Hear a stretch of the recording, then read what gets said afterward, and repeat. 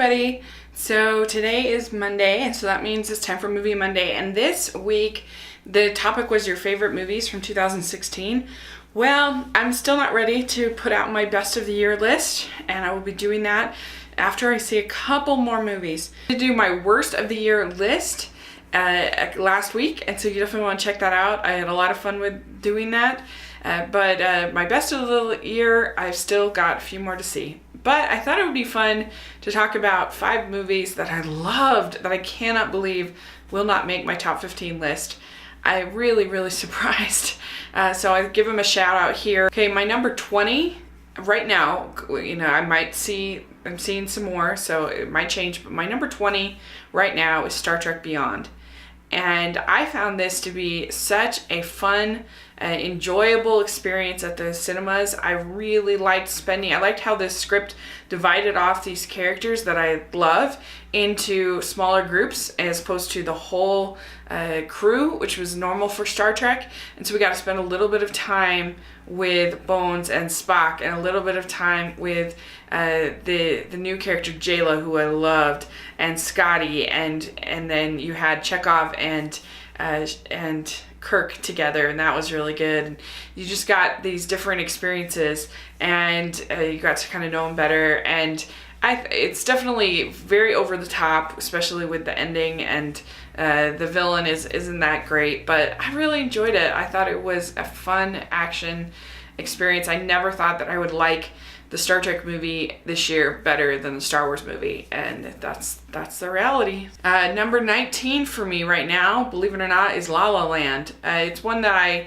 it's sort of sunk on my list the longer I've kind of thought about it, just because I really have not been able to sort of be attached or to really like any of the songs. I just as much as I admire the risk taking, and I do think it's refreshing, and I do like it very much, I don't know, I just don't think the songs are that good. Sorry.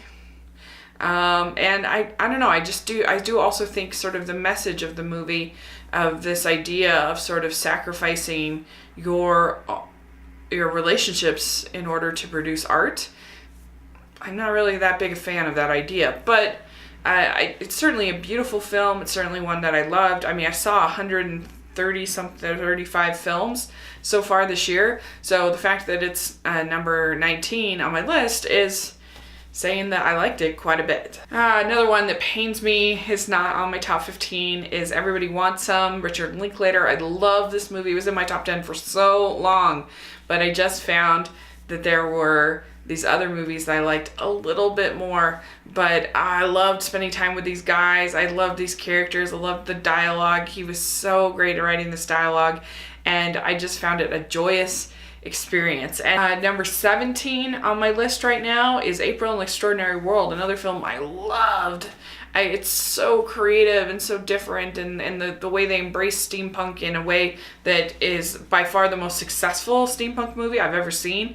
And they make it into part of the character of the story, and the animation is so great, and I really liked the humor with Darwin. And if you haven't seen it, you can rent it, check it out. It's definitely one of the best animated films of the year, but it just ended up at number 17. This one's tough for me, but my number 16 pick is Manchester by the Sea.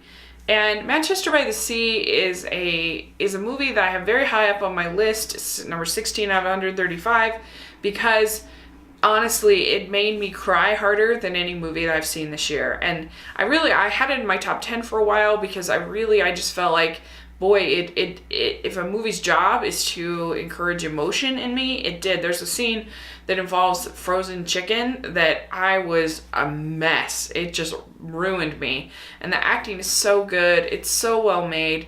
And the only reason that it's number 16 on my list is because I did find it took me about 20 minutes to kind of get into it. It took me a while. And I do think that they could have done a little bit more with a couple characters to just make them a little bit more sort of fleshed out. It's a movie about men and how men grieve, and I just think it's such a beautiful exploration in that regard, and the way they communicate and everything like that. And it's an honest, touching, well-directed movie that I just found to be completely devastating.